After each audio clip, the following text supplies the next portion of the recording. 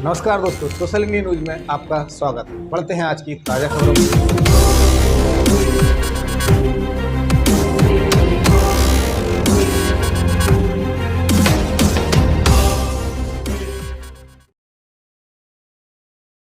बुराई पर अच्छाई की प्रतीक का जीत विजयदशमी का पर्व। राजपूत क्षत्रिय सभा द्वारा दशहरा समारोह का आयोजन। रुद्र मैदान कॉलेज ग्राउंड पर 51 फीट ऊंचे रावण का हुआ दहन। बुराई पर अच्छाई की जीत का प्रतीक रावण दहन विजयदशमी का पर्व धूमधाम से मनाया गया। करीबन 25 वर्षों से यह रावण दहन विजयदशमी का कार्यक्रम राजपूत क्षत्रिय सभा गाडरवाड़ा द्वारा प्रतिवर्ष रुद्र मैदान गाडरवाड़ा कॉलेज ग्राउंड में किया जाता है। इस वर्ष भी यह आयोजन किया गया। सर्वप्रथम 5 बजे रामायण पाठ के साथ कार्यक्रम का शुभारंभ किया गया। शस्त्र पूजन के साथ सांस्कृतिक कार्यक्रम की शुरुआत की गई। कलाकारों के द्वारा सांस्कृतिक कार्यक्रमों की भव्य प्रस्तुति दी गई। जय श्री राम के घोष से समूचा ग्राउंड गूंज उठा। शास्त्रों के अनुसार विजयदशमी को रावण नामक राक्षस पर भगवान श्री राम की विजय के रूप में मनाया जाता है। रावण दहन बुराई पर अच्छाई की जीत का प्रतीक माना जाता है। कार्यक्रम में उपस्थित अतिथियों का राजपूत क्षत्रिय सभा करनी सेना महिला छतारणी इकाई युवा शक्ति संगठन द्वारा पौधा देकर सम्मान किया गया। 10 बजे बुराई का प्रतीक रावण का दहन किया गया। धू कर जल उठा रावण। कार्यक्रम के दौरान समाज के वरिष्ठ जनों का सभा द्वारा सम्मान किया गया एवं मतदाता जागरूकता को लेकर मतदान करने शपथ दिलाई गई। कार्यक्रम में क्षेत्र के जनप्रतिनिधि राजपूत समाज के वरिष्ठ जनकरणी सेना परिवार महिला छात्राणी इकाई युवा शक्ति एवं गाडरवाड़ा नगर सहित आसपास के ग्रामों से बड़ी संख्या में सभी जाति धर्म संप्रदाय के लोग उपस्थित रहे। इस आयोजन की सभी ने सराहना की। समूचा ग्राउंड रावण दहन के समय आतिशबाजी से गूंजता रहा। क्षत्रिय राष्ट्रीय समाज द्वारा रावण का दहन किया गया। आज हमारे बीच में अध्यक्ष के रूप में राजपूत उपस्थित हम उनसे समझ दशहरा का पर्व हमारे रावण का दहन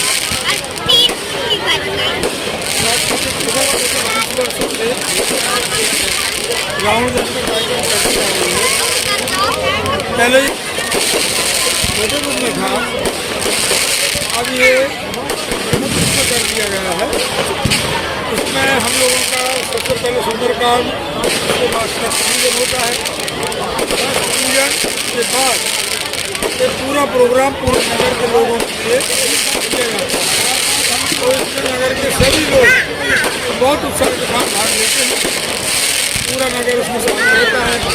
पूरे बच्चे हम लोग शामिल होते हैं। कार्यक्रम है तो सभी लोग इंजॉय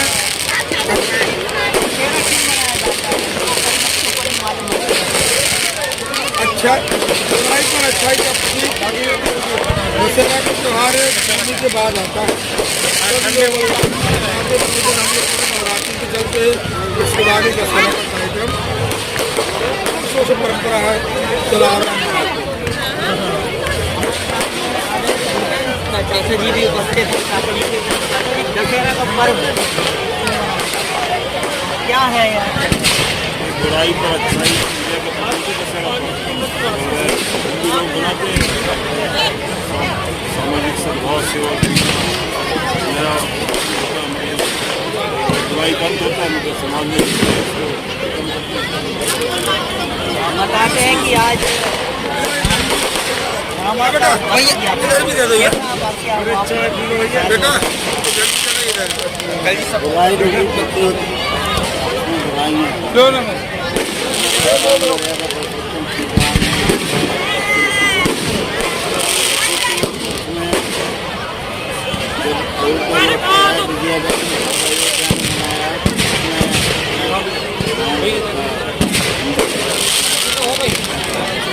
संदेश दे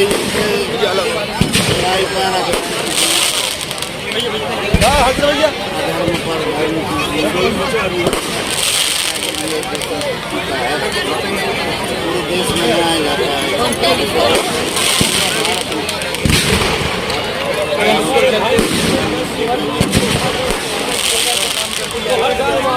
क्या लगता है? सांस्कृतिक भी है और हिंदू राष्ट्र अपने हिंदू राष्ट्र का एक पर्व है। तक जोड़ता है पूरे देश को। देश को एक संदेश देता है कि जिस प्रकार भगवान मर्यादा सभी लोग अपने अंदर अपनी जो बुराइयां हैं, समाज में जो बुराइयां हैं, उनको दूर करें, उनको नष्ट करें, ये संदेश देता है। बात निकल कर यही आती है, बुराई पर अच्छाई की जीत दशहरा कहलाता है। और यह वास्तव में रावण तो मर चुका है, कई साल पहले मर्यादा पुरुषोत्तम राम ने उसका दहन बंद किया है। लेकिन जैसे कि आज मैसेज में जाता है कि हम अपने अहंकार को रावण के रूप में जलाएं, हम अपने कई प्रकार की ऐसी वृत्तियाँ होती हैं उनको रावण के रूप में हमने अंतरात्मा को खत्म करें। वही एक संदेश देता हुआ क्षत्रिय महासभा के द्वारा यह पूरा आयोजन होता हुआ सोशल मीडिया से आप ट्राई कर रहा है। बुराई पर अच्छाई की दशहरा इसलिए मनाया जाता है। क्या विशेष है पुरस्कार हमारे लिए हिंदू सनातन के लिए आज आप अपने बच्चों को लेकर आए, क्या दिखाने का उनको थे? ये दिखाने का यही उद्देश्य है कि जो बुराइयाँ होती हैं कहीं ना कहीं उनका अंत होता है, तो बुराइयों का अंत होना ज़रूरी है। और जब हम कोई बुराई या गलत काम करते हैं तो यह निश्चित है कि उसका अंत होगा, इसलिए हमें उस बुराई से बचना चाहिए और हमेशा सही मार्गदर्शन पे चलना चाहिए। रावण इतना ज्ञानी कहना चाहिए कि उसके पास सारी शक्तियों का सब कुछ होने के बाद भी अगर वो है उसका अंत इस तरीके से होता है, तो क्या मैसेज होना चाहिए कि आज के समय में हम सर्वसम्मान होने के बाद भी अगर हमारा इस तरीके से अंत होता है? कुछ ठीक सवाल आपने किया है। रावण सर्वोच्च कुल में पैदा हुआ, ब्राह्मण कुल सबसे ऊंचा कुल होता है, मुनि पुलस्त का नाती। कहते भी हैं चलत दसानन डोलत धरनी, जब रावण चलता था तो धरती डोलती थी। कहने को आता है कि काल उसकी आरती उतारा करता था, यमराज उनकी दहलीज पे खड़ा हुआ करता था। और उसी दौर में जब भगवान राम से ये संवाद चला तो भगवान राम के पैरों में पदवेश नहीं थे, रावण के पास पुष्पक विमान था। और भगवान राम एक घास की झोपड़ी में जब वनवास में थे तो अपना समय काट रहे थे, उसके यहाँ सोने की लंका थी। कहते हैं कि रावण की नाभि में अमृत कुंड था जो उसे वरदान स्वरूप मिला था। भगवान राम एक सामान्य पुरुष की भांति जीवन व्यतीत कर रहे थे और चारों वेदों का ज्ञाता रावण इतनी सारी उसके पास में क्वालिटीज, इतनी सारी सब चीज़ों का एक गुलदस्ता बने होने के बाद में, इतनी शक्तियाँ होने के बाद में भी यदि रावण भगवान मर्यादा पुरुषोत्तम श्री राम के हाथों से मरता है तो इसका एक सीधा सा संदेश ये जाता है कि वो अहंकारी बहुत था और चरित्र का कमजोर था। भले ही वो परिस्थितियाँ जो भी रही हों, मगर आप किसी भी परिस्थिति को कुचेष्टा से उसकी इच्छा के विपरीत यदि अपने अधिकार क्षेत्र में लेके जाते हैं तो ये पाप की श्रेणी में आता है। यदि आप में बहुत अधिक अहंकार है तो इस अहंकार भगवान का भोजन है, दुनिया में अहंकार को कोई स्थान नहीं। तो इन सब चीज़ों को यदि हम अपने अंदर आत्मसात करें कि ये हमसे दूर जाएं तो निश्चित आज के इस कार्यक्रम का एक सकारात्मक रूप हम कह सकते हैं कि जमीन पर देखने को मिलेगा। आप यहाँ जनप्रतिनिधि हैं और समाज के और सभी वर्गों के लिए क्या शुभकामना संदेश दशहरा के पर्व पर? दशहरा का पर्व हम सब सनातनियों के लिए गर्व का पर्व है, क्योंकि आज के दिन भगवान पुरुषोत्तम श्री रामचंद्र जी ने अधर्म पर धर्म की जीत घोषित की थी रावण के दहन से।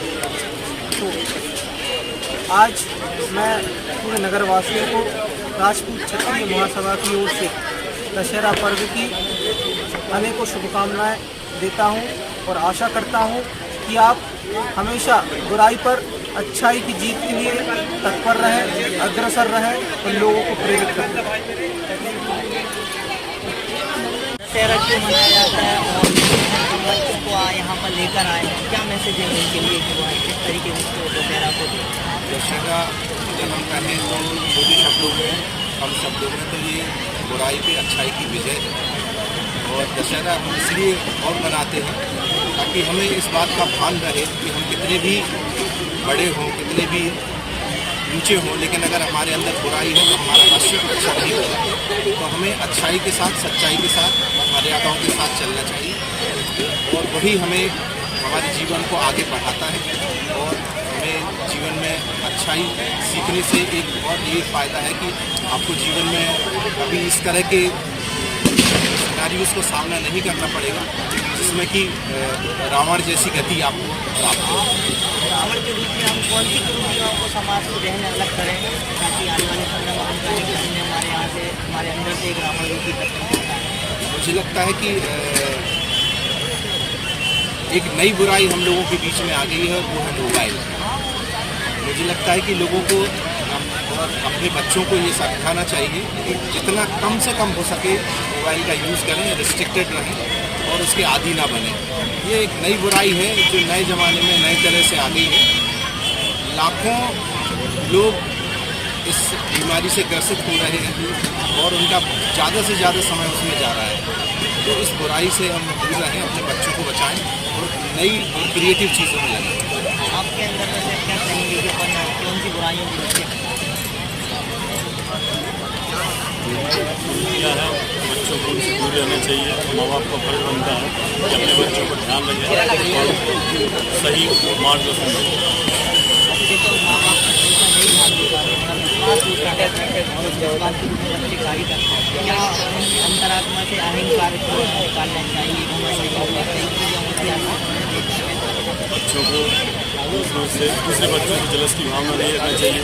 तो माँ बाप को उनको मोटिवेट करते रहना चाहिए, जिससे बच्चा अपना स्मूथली आगे बढ़े और अपने भविष्य को लेकर स्पष्ट हो। कहना चाहिए कि सबसे बड़ी कुरीतियाँ हम सबके बच्चों के बीच में अगर आती हैं तो कई प्रकार की आती हैं जिनको हमें निकालने की आवश्यकता है। आज समाज में कई कुरीतियाँ चल रही हैं और अगर इस रावण को देखकर अगर उन कुरीतियों में से हर व्यक्ति अगर उनमें से एक एक कुरीतियों को अलग करता है तो हम वास्तव में रावण दहन के साक्षी हैं और बनने चाहेंगे। वरना ऐसे पुतले तो हर साल जलते रहेंगे और जलते हुए उनकी राखों को अलग होते रहेगी। लेकिन अगर हम अपनी कुरीतियों में से एक हर साल हम निश्चय करें कि एक कुरीति रावण रूपी हम अपने अंदर से खत्म करें, वही सबसे बड़ी बात होगी। सोशल इंडिया न्यूज़ से आशीष राय।